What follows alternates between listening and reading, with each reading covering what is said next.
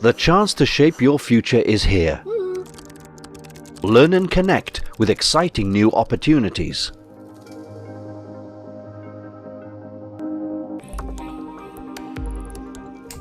Are you ready for the next step?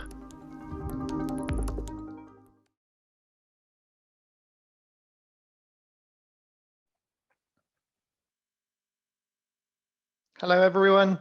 Chris Griffiths. Delighted to be talking with you all about creativity today. It's something that has always been a passion of mine, so always delighted when I'm asked to share it. I haven't got slides, but what I'm actually going to be doing is using AOA, which is a tool that we've created here at Open Genius that actually promotes clarity of thinking and creativity. It's also quite good as a presentation tool. So let me just share my screen with you all, and we can get things started here. 2 seconds. Let me share my screen.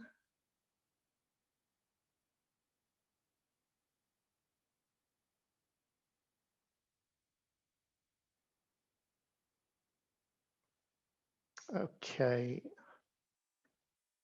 Hopefully now everyone should be able to see my screen. Going to be talking about systemizing creativity and why it's important. You see, creativity is something that can make such a big difference to absolutely everyone. We can all be creative. There's no such thing as the creative type. There's no genes that dictate your creativity levels, and if anyone tells you there are, then they haven't looked at the science behind it. So I think what we'll do today is just look at the tools that we need to use to help to be more creative, trying to have an understanding of what we shouldn't be doing that might prevent us from being creative, and hopefully by sharing this knowledge with you, you should be able to make better decisions and ultimately drive yourself and your business forward. A little bit about myself. Just move that on 2 seconds. Always a bit of problem with technology. For those of you that don't know me, I've written several books on creativity. The Creative Thinking Handbook is the current book of mine. It's been translated into over 10 different languages. It's very much about systemizing creativity. It's about putting process behind creativity, and it provides a lot of different information that will actually give you templates and tools to help you become a bit more generative in your actual thinking. Most people know me for AOA. AOA is a technology tool that we've developed over the last 15 years. I'm actually using AOA at the moment to deliver the session. It's a tool that allows you to think, plan, do all in one single app, and obviously present as I'm doing now. I'm also the owner of Tech Marina. Tech Marina is a 20,000 square foot office hub in Penarth. We've got some really great growth businesses in there. These are creative individuals. Tech Marina was actually built as a creative space. I needed a creative space for my own team. Couldn't find it in terms of really nice offices were available, but they didn't have the space, the light, the sort of environment that I wanted to really inspire people to be able to think a bit more clearly, which is why we built Tech Marina. Got to practice what you preach. So today, what are we going to be talking about? We're going to be talking about thinking. Henry Ford said it very well when he said, "Thinking is the hardest work there is," which is probably why so few of us engage in it. Now, just think about that. What Henry Ford is saying there is that we all think we know how to think. In fact, very few of us actually know how to think well. We don't put strategy behind our thinking. We don't put we don't look into metacognition. So it's thinking about thinking. I guess one way to look at this is to consider how many people have you, well, look at it, how many hours have you spent thinking about creativity? Daniel, I can see you're on this call. Daniel, how many hours would you say you've spent learning creativity when you were in school? Hi, Chris. Sorry, Hi, I Daniel. was without sound. How many hours? Not many. I suppose none. Daniel, I think it's only there's only us two on this. I suppose so. Yes, I'm afraid so. I was looking at 3 participants, and one of them is Natasha, which is, I suppose, it's the session host. So I was wondering, don't I see the participants, or is there anything wrong? I have no idea. So no. Let's see. There is a message. I think it Delegates, says delegates. Delegates are watching India. Okay, so I don't know how it's working, okay. but okay. Okay. Well, in that case, what I'd like to do is put out to everyone that's watching that question to think about: how many hours have you spent learning how to be creative through your entire educational life? If you could send some ideas to Natasha, the host, how many hours have you spent learning to be creative in your entire life?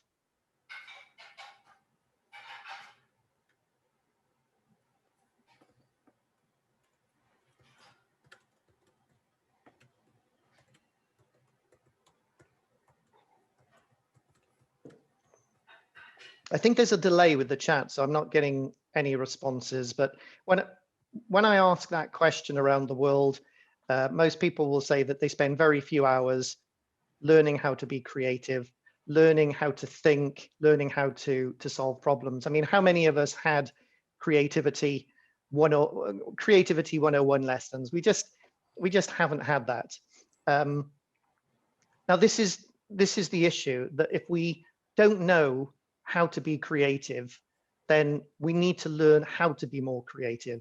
I mean, it's really interesting. People talk about thinking outside the box, but that's absolutely wrong.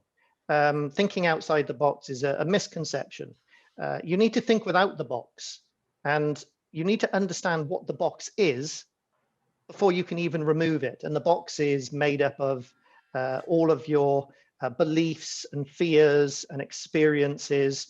I always laugh because have you ever seen a child that doesn't think outside the box? We all start our lives thinking without the box. I mean, you give a child a box and that child can turn it into absolutely anything they want. So what I'd like to do today is just start peeling away at what that box is, just discussing what it is and how we can remove it.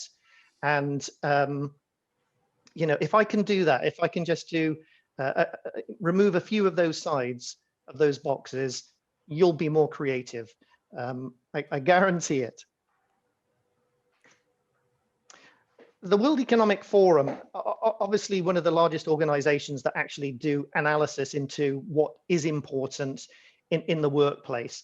Now, before COVID, this was one of the things that they said. And in fact, year after year, they say the same thing. The most in-demand workplace skills will be creativity, critical thinking, problem solving, and cognitive flexibility, the ability to, you know, change your thinking. Now, that was before COVID. So as you can imagine, now that we're in this, I'd like to say post-COVID, but obviously now that we're in this COVID world, we need all of those skills even more.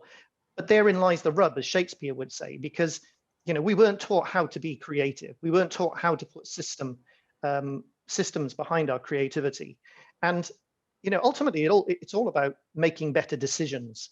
If you can be more creative, you can make better decisions. If you can have more clarity of thought, you can make better decisions. So all of these things are very much engaged in each other.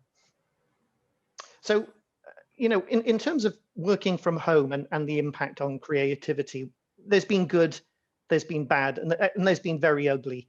One thing's for sure, that this whole situation is going to result in a lot of people continuing to work from home, or a lot of people continuing to balance the home and the office. So we've really got to understand what the implication of that is. Steve Jobs said it really well when he said that creativity was having dots to join. You know, every meeting that you have, every water cooler moment is another dot. Every piece of knowledge that you take on board is another dot. So working from home, you're actually removing a lot of those dots that you have to join.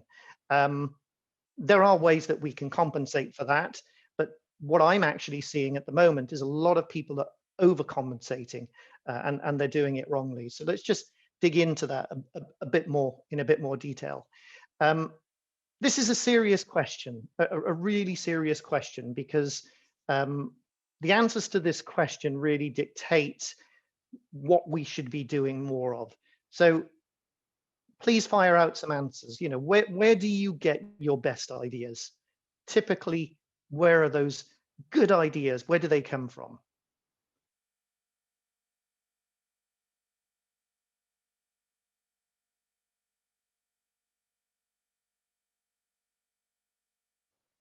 Unfortunately, there is a bit of delay, so I'm waiting for a few responses to come through there. Do you want my answer, Chris? Yeah, I'll have your answer, Daniel. It's the only life answer. So I suppose my best ideas came from observing the world. Observing the world. And what sort of environment would you say? Is that nature? Is that what would be the environment that you're Well, in? I'm not walking through nature a lot, so I think it's walking along different places, along not on the same street. If I go for a different street, I usually see things different from the usual. If I talk with people different from the usual one, usually I can get ideas from them, especially if my mind is focused on something. I've asked that question all around the world, and I've never had more than a very, very few people ever say to me, I get my best ideas in the boardroom. I get my best ideas in the office. I can see some of the chats coming through, best ideas in the shower. I've got another one here, getting insights from colleagues and past experience. But typically, most people get their best ideas when they're relaxed. You know, do you get your best ideas in a business suit or in your pajamas? It's when you're relaxed and when you're comfortable. So quite clearly at the moment, you know, working from home gives us all a unique opportunity to actually be a little bit more freer in our thinking. And I'm going to talk about the science of that in a moment, because, you know, people don't really think about, well, why is it that I get my best ideas in the shower or when I'm relaxing or when I'm just kicked back on a chair in my office? And I think it's really important to understand why that happens, not just that it happens, because once you know why it happens, you can make it happen more often. So let's talk about why working from home is potentially killing creativity as well. One of the problems with working from home is almost the guilt that people feel that no one knows how much you're working. And this is a key thing, because people feel, in fact, let me just bring up this. People almost feel like they have to fill up their diary. You know, they have to be seen to the outside world to be really busy. You know, people can't see you physically, so ultimately you want to prove to everyone what you're doing. So you get this over collaboration, you get this complete filling of diaries, and you know, where I've been asked to go into organizations and look at their systems and process relating to innovation, quite often the heroes of the business are not the ones that are real heroes. We find that you get a lot of people within organizations that are crises junkies. They're extremely important individuals because they will put out any fire that starts in an organization, but they're also very reactive individuals. If you're a reactive individual, you're never going to be as creative as you should be, because creativity relies on you being proactive and not just responding to external influence. So I think one of the key things about creativity at this moment in time is for managers and team leaders to make sure that people aren't filling up their diary for the sake of filling up their diary. If they feel they have to fill up their diary, they should be filling it in with thinking spaces, because ultimately you don't want people to feel guilty for not being seen. It's a very serious problem at the moment. Close that. So let's talk about how working from home enhances creativity. I want to bring up, in fact, I'm just going to focus on one of these. I want to bring up this. I was talking about the science that goes behind sort of relaxed thinking and creativity and where you get your best ideas. This was an article that appeared in the New Scientist magazine. And the heading of that magazine was Vacant Mind, Busy Brain. And there's a serious point to this, because the study was all about, why do people enjoy daydreaming? What is it that happens in your brain that makes you feel good when you actually stop to daydream? So they used functional MRI scanners on people's brain, and they wanted to see which areas of the brain shut down so that you come out of your daydream feeling relaxed and energized. In fact, what they found was the complete opposite, which is the vacant mind, busy brain. When you relax and you daydream, your mind actually goes into overdrive. The areas that are highlighted on the brain in here, these are called the default network. They tend to be areas of the brain that deal with memory, even cognitive function. And what they found is that when people daydream, these areas just start firing up. And it really isn't surprising, because if you think, going back to the dots to join analogy, if you allow your brain the freedom to join more dots, you'll get different answers and you'll get more answers, which is why within the educational system, often we're taught the wrong thing. If you've got a problem, you're told to focus on it. I can tell you now, if you focus on a problem too hard, it's like getting stuck in sinking sand, because when you focus on a problem, you're actually focusing the areas of the brain that are involved in finding the solution. So they tend to be the areas of the brain that deal with decision making, so executive function.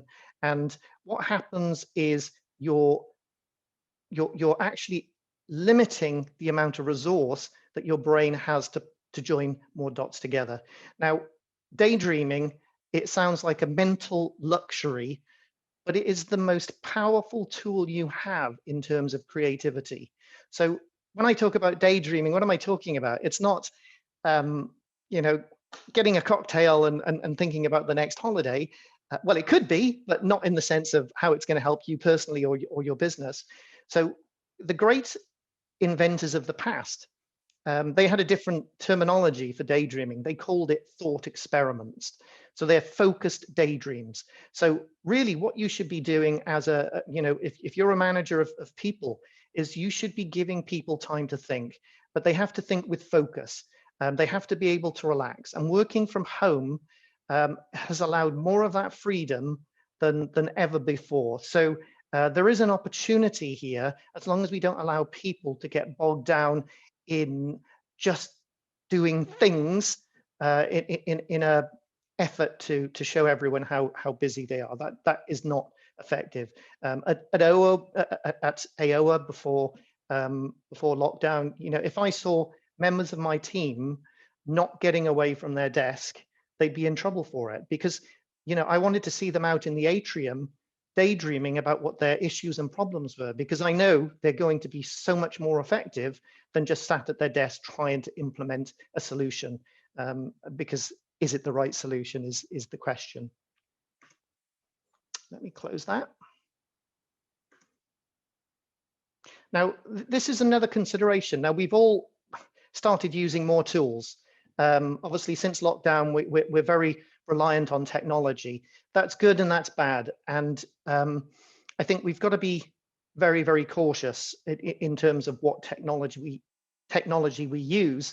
And I mean, even before COVID, this is the first time in human history that we as a species do a lot of our thinking in front of a computer. I mean, just think, how many hours a day do you spend in front of a computer? Have you ever thought about the impact that time has on your ability to think, ability to create, and ability to make decisions?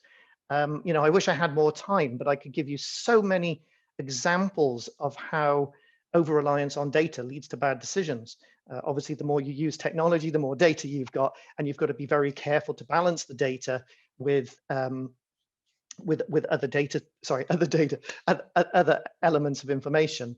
So, you know, we have to be very cautious. I mean, it's been interesting because I can see examples, and these are examples that we wrote about, where technology completely changes the thinking of entire sort of industries or verticals. So an example would be if the world leading video editing software introduces a new type of feature, a lot of the videos then you will then see for the next 12 months will all incorporate that feature.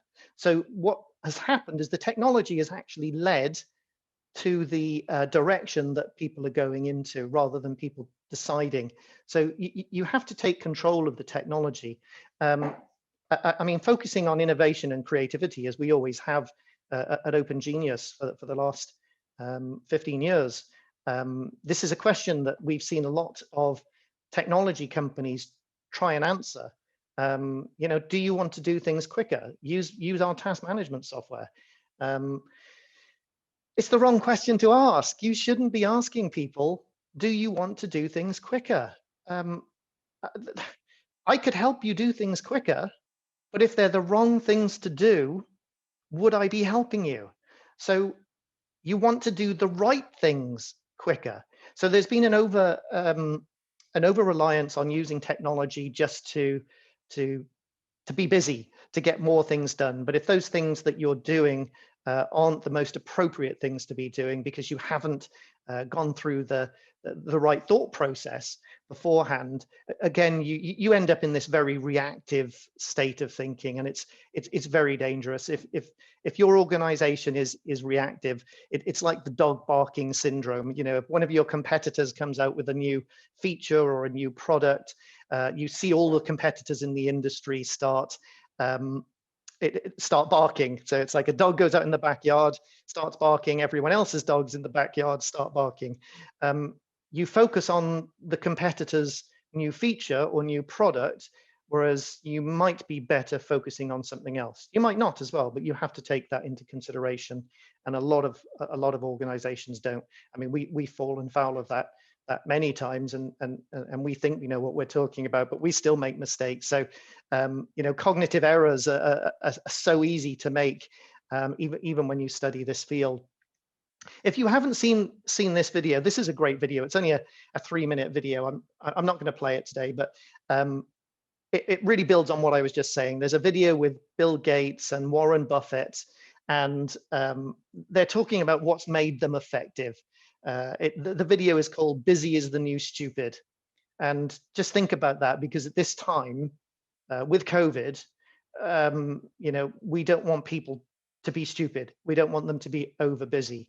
And what effectively Warren Buffett and Bill Gates are saying in the video, and if you watch any of Bill Gates' sort of documentaries, is that their diaries are very empty.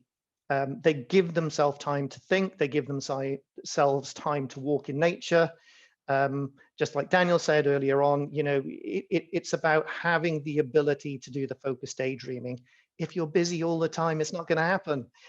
You think you're going to get more done. You're not. You think you're going to be more effective. You're only going to be partially effective. You might look great because you're doing lots of things, but if those things aren't getting anywhere in terms of what the real issues are, then what's the point? I mean, I see it all the time.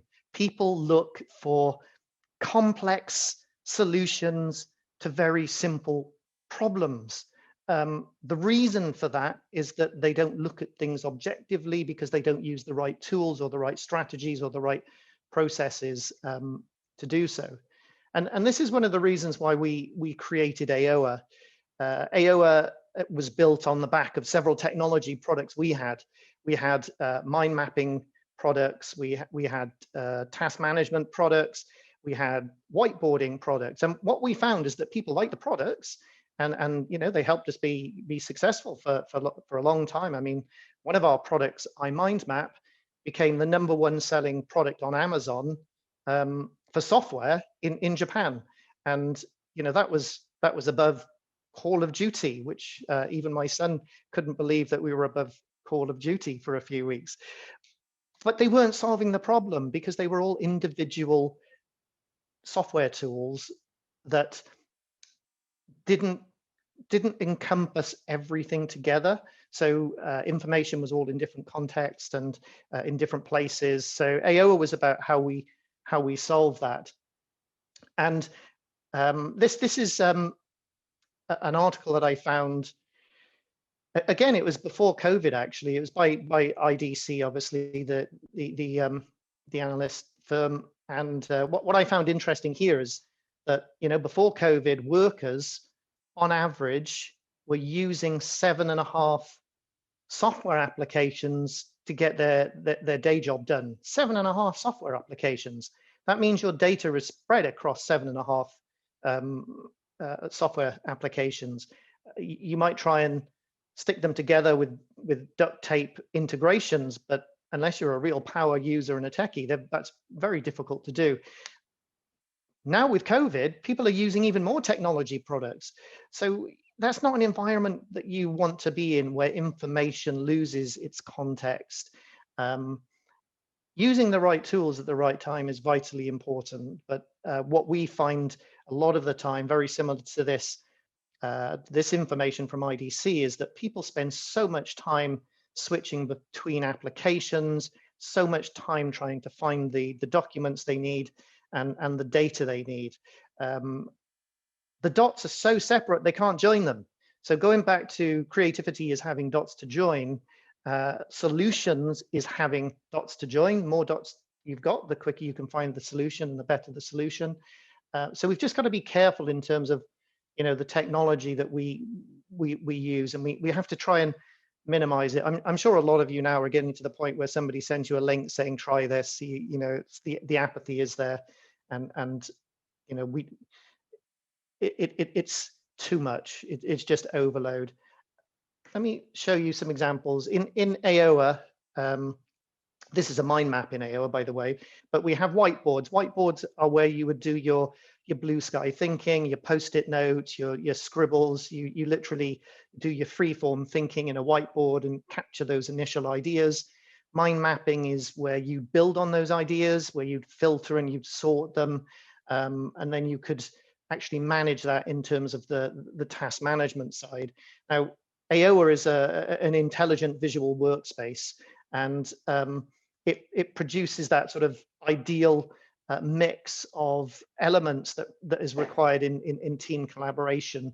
So everything is built into one platform: the chat, the thinking, the doing, and we're seeing that it's making a massive difference to organizations around the world. I want to talk about brain sprinting and brainstorming.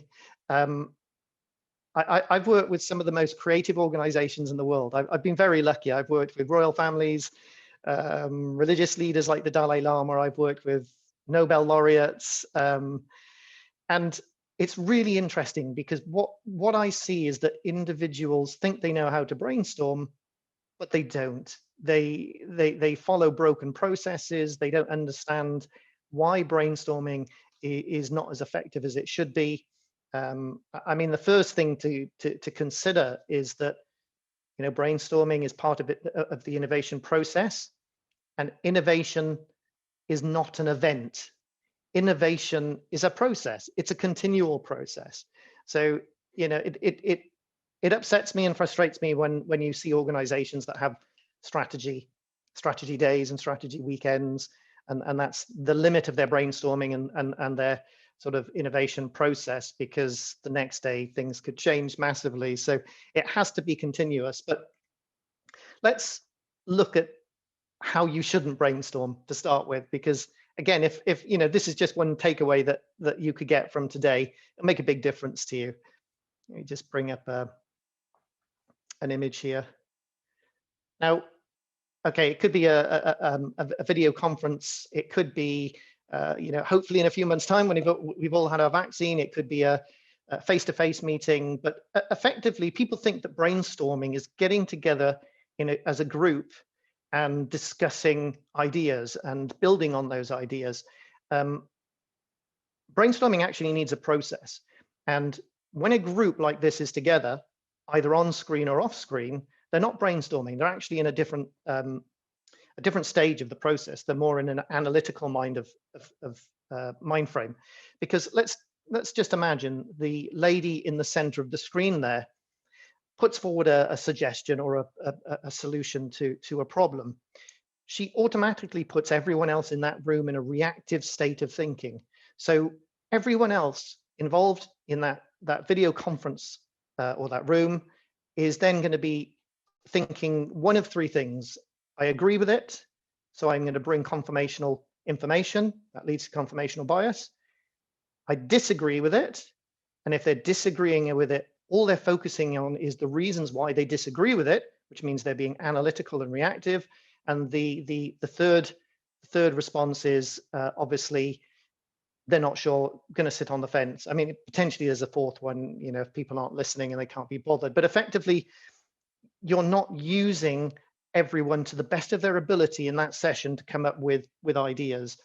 So how should you do it? Let's have a look at this. So really simple brainstorm methodology here. Make a massive difference to you if you follow it. So to start the process, a brainstorming process, you always have to get people to do it individually first. They have to brainstorm individually first. And there's another key point here, is that do not allow anyone to wing it. Don't allow them just to turn up to a meeting unprepared. So when they're brainstorming individually, you need them to capture those ideas, whether it's on paper, post-it notes, or you know, a digital workboard like AOA. You want them to capture it because they can't get away from it then. Now, if you allow them to do it individually, their thoughts aren't being influenced by other people. That's the key there, because you know, we all know that some people are more expressive than others. You don't want people that are not expressive or not confident to bring forward their ideas, not to bring up those ideas. So get them to do it individually and get them to write it down. You then want to bring them into small groups. People are very comfortable in small groups of sort of 3 people. Larger groups, it just makes it difficult for some people that are maybe more introvert to give you what they're really thinking or tell you what they're really thinking. So in the small groups, what you're then looking at doing is bringing those ideas together, seeing if there's any commonality, seeing if you can build on each other's ideas, that sort of iterative idea process. And then only once you've done that, then you come together as a large group. You have to come together as a large group to then make a decision on which ideas to take forward. And I think a lot of people just jump to that last stage first. And unfortunately, the problem with that is you're actually more analytical in your thinking than creative. And there's a lot of science behind that.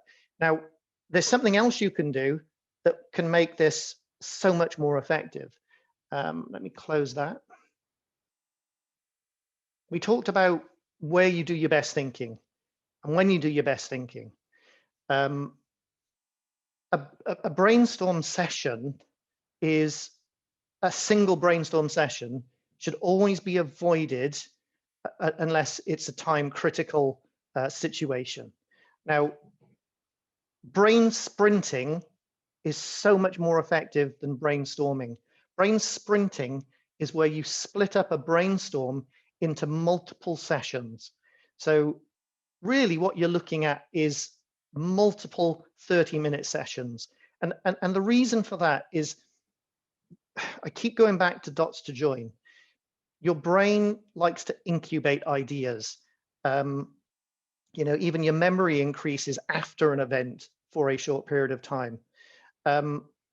What you're trying to do by breaking it up into separate sections is to allow people to incubate those ideas, to daydream on those ideas, to think about them when they're not in the office, so that when they come back in the next day, you do another 30-minute sprint. You will just be absolutely shocked by the difference. If you were to do 5 days of 30-minute sprints compared to one whole strategy day, the difference would just be phenomenal. Another suggestion here is that you have a checklist. The checklist is something that is really important when it comes to creativity and brainstorming. It's something that we follow, 100%. I write about it in the Creative Thinking Handbook. You can download the checklist for free at thinking.space. Thinking.space is the website for my book, and it's just to make sure that you've set everything up in the right way to do a brainstorming process. It's all about the system.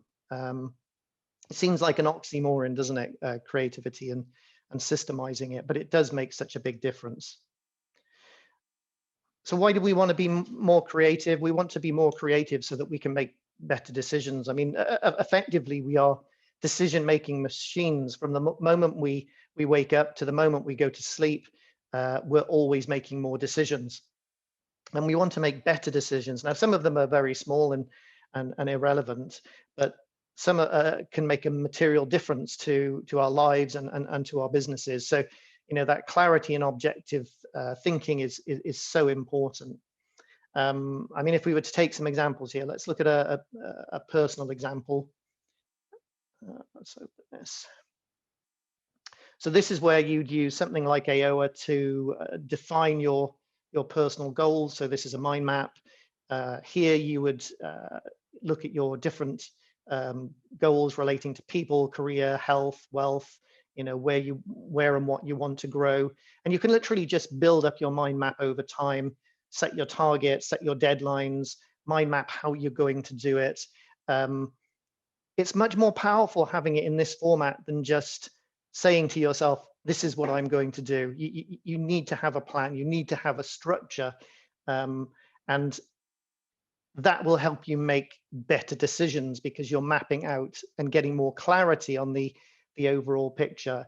I mean, if we were to look at, let's go back to, if we were to look at more work-related examples, let's zoom in here. So, I mean, obviously, for a lot of people, promoting an innovative culture is going to be important to their organization. The problem with innovation and creativity is they're just such fluffy terms and concepts. I've gone to some of the biggest organizations in the world, and you go to their creativity centers, and they think a creativity center is beanbags, game rooms, and green carpets. And yeah, environment is a big part of it, but actually a much bigger part of it is having a structure to innovation. What does it mean? We weren't taught to innovate, and we are very reactive as individuals. This is a fast-paced world. We all know if we keep doing what we've always done, we're not going to get what we always got. We're going to get left way behind. So innovation is critically important, but you want to do it the right way. One of the I'll bring this up. One of the systems that we talk about, and there are coaches all over the world using this system now to help organizations put process behind their innovation strategies. It is just creating a series of steps that people need to go through. And if you make sure that you go through the steps in the right order, then you're going to be more effective. So an example here, the solution finder in our applied innovation process, is the first stage is a stage that almost nobody does. The first stage in any innovation program should always be defining the challenge. It's understanding what the real problem is. I mean, if there was only if this was the only stage you could do, this was the stage that I'd recommend that you do, and it's the stage that most people don't do.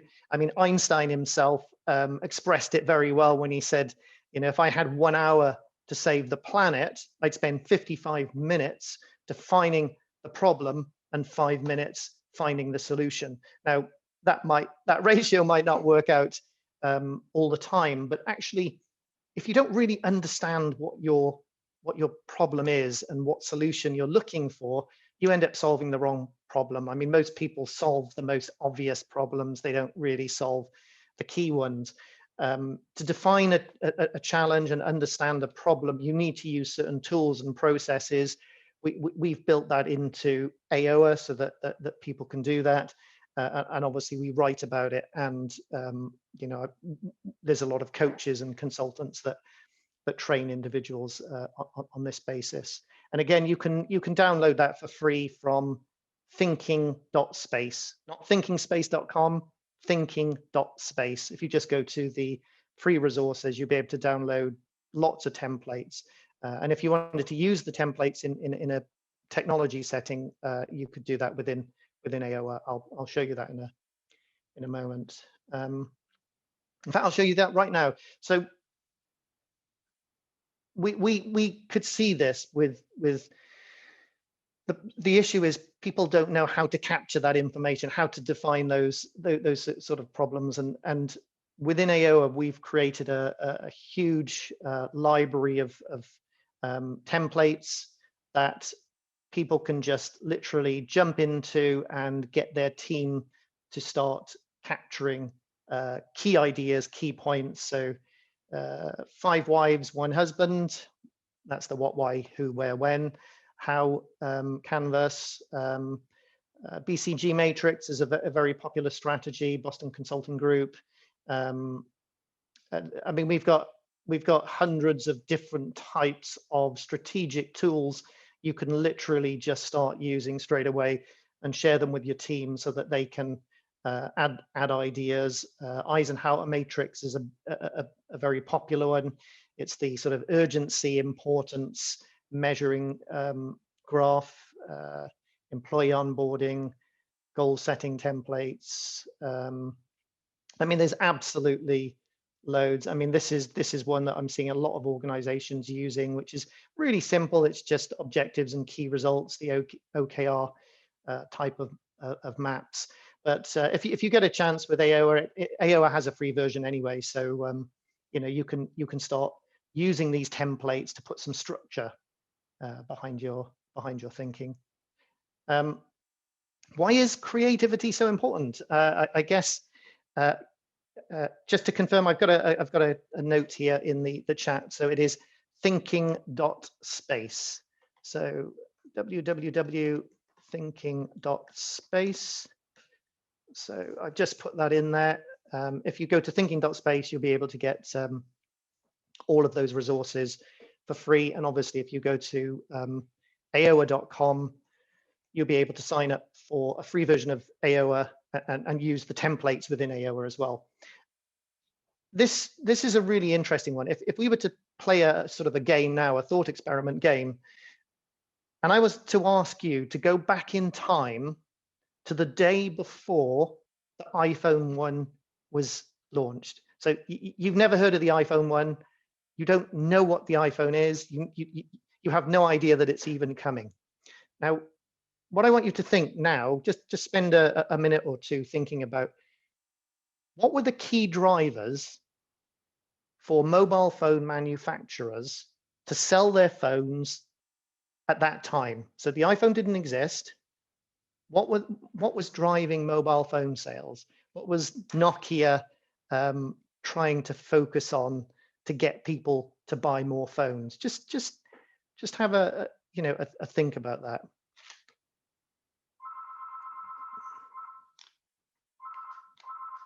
Just put that on mute.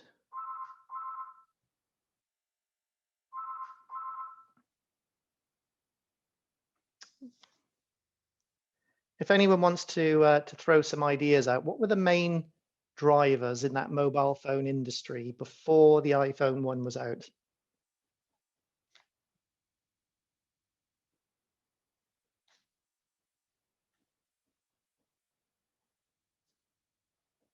Well, here are some of the responses that I would typically get when I ask that question.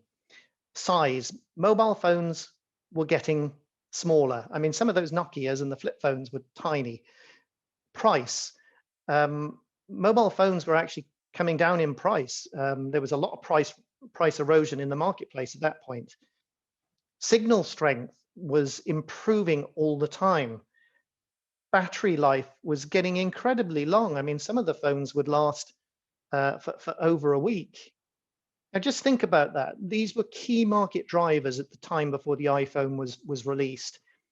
And then the iPhone 1 comes out and it broke all of those assumptions. Was it the smallest phone on the market? No, it wasn't.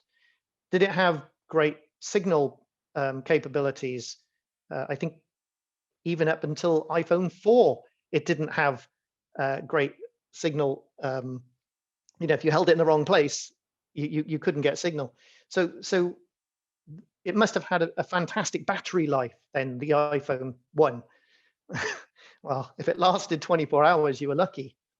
Okay, so the price must have been really attractive.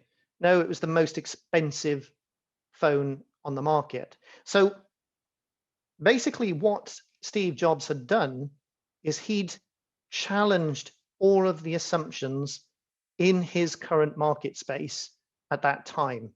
That requires a completely different level of thinking. And being able to assumptions is critically important to all of us. Assumptions matrix. I have lots of assumptions matrix. Easiest one to understand is if you're trying to challenge your own assumptions, is to do two things. One is to create 3 columns. The column is what you know. What you know is just the facts. What you think you know, and what you need to know. And what you'll find is that you'll have some facts. What you think you know will be just about everything. And then you'll be able to work out what you really need to know. And what that shows is that you're operating on an assumptive level. And then you take it to the next stage and you have to challenge each assumption in your marketplace. So you have to say, if I didn't do that, what would happen? What else could I do? How could I achieve it? I'll give you an example of how we did it in AOA. So when we created AOA, we created a very strong all-in-one product, which means it's a very big product. You've got lots to it. You've got the collaboration, the mind mapping, whiteboarding, task management. There's a lot to learn. We know that. So the thinking at the time was single apps that do things really well is the way to go in the sort of SaaS marketplace, software as a service. And then you integrate them with 5 other things to get anything done. Now we're challenging that thinking. Remains to be seen whether we're going to be right, but we challenge the assumption that was currently in the marketplace. I know initially when we launched this, people are, it's too big a project. You can't do that. Just pick one of those areas and do it really well. The problem is that wouldn't solve the problem. And this is something that you really need to do. You need to look at your organization and say, okay, what are the key drivers in the organization?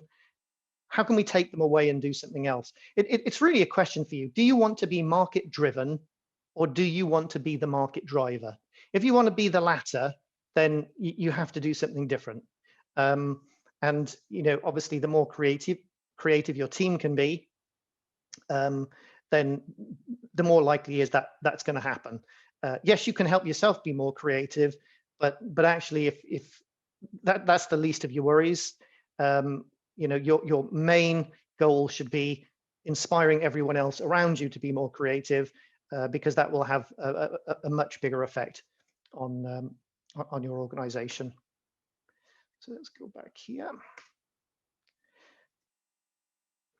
I'm kind of running out of time, but I just wanted to show a few more examples. I'll show you a really simple zoomed in sort of example of something really basic. Everyone has done a SWOT analysis, and most people will say SWOT analysis is an effective tool. But just think about a SWOT analysis and what normally happens when you do a SWOT analysis, and be absolutely honest with yourself, because I've seen it so many times.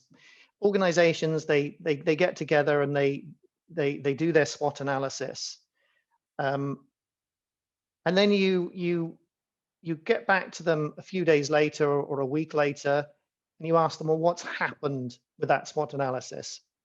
Well, typically the SWOT analysis would be done on a whiteboard, or it would be done in a room with Post-it notes, and people would take photographs. If you're lucky, that would then be distributed to everyone in the team. The reality is most people would just file those away somewhere. They'd get lost in email, they'd be put into a cupboard. Maybe one or two things would be taken forward, but you've wasted a lot of the effort that you've put into a SWOT analysis. A SWOT analysis can be so powerful, because when you start using technology to do a SWOT analysis, first of all, you've got a living, breathing canvas that can change, but then you can start building on these ideas. You can transfer these ideas into other visuals, flow charts, or into mind maps to actually map out what needs to happen next. You can transfer them into task management tools. Yes, you could do that by manually typing things in, but unfortunately a lot gets lost and wasted. When you start capturing ideas as a team collaboratively, digitally, and then building on them, it makes so much more of a positive impact. Let me jump back to where we were. Close that.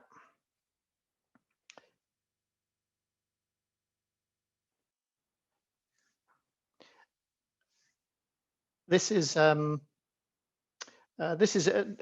another example. It's a really quick a quick piece of advice that will make a massive difference if you like reading books.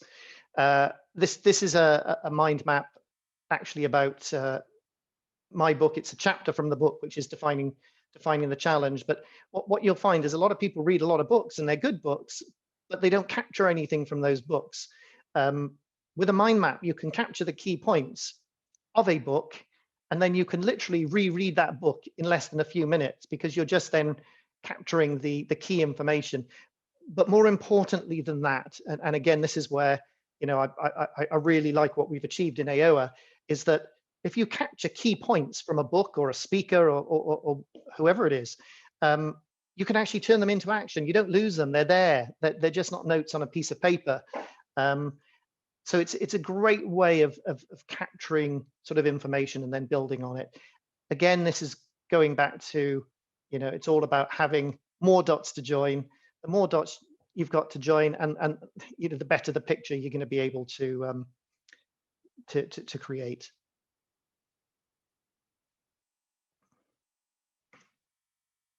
I'm going to finish pretty much by saying that this is a quote that I put on the cover of one of my books, which is, innovation distinguishes between a leader and a follower. And it really does. You can't be an innovator if you're reacting to external influences and just following others. Innovation really is about change. So it's about changing the status quo. So anything that you can do to make yourself more successful in that innovation sort of process could make a huge difference. I mean, we did a study with 5,000 people, and there was two groups. There was a group which were people interested in innovation. So they were given the survey based on where they were landing on the internet. So if they were landing on websites that dealt with creativity and innovation, they would take the test. And then we just did the other group, which was just general population. And so fascinating that when they took creativity tests, and creativity can be measured, there are repeatable tests for creativity. The group of individuals that were interested in innovation and creativity scored 30% higher on average than the other group that were just the general group. 30% just by being interested in creativity and innovation. So you can imagine what could be achieved if you put process and systems behind your innovation. So that's really everything from me. Thinking.space if you want to get some of the free resources and checklists to validate your thinking. You can go to aoa.com, and AOA is a freemium product. So yes, it has a paid version, but you can also use it for free. You know, please enjoy it. If anyone's got any questions, I think we've got very few minutes left, but fire them over. Otherwise, really hope you found some of the information useful. Take care and be safe.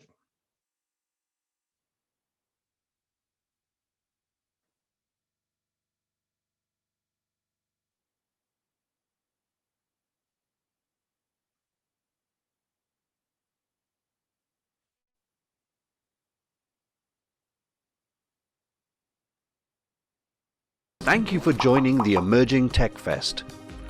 Join us again on our virtual live sessions or watch us on playback anytime, anywhere.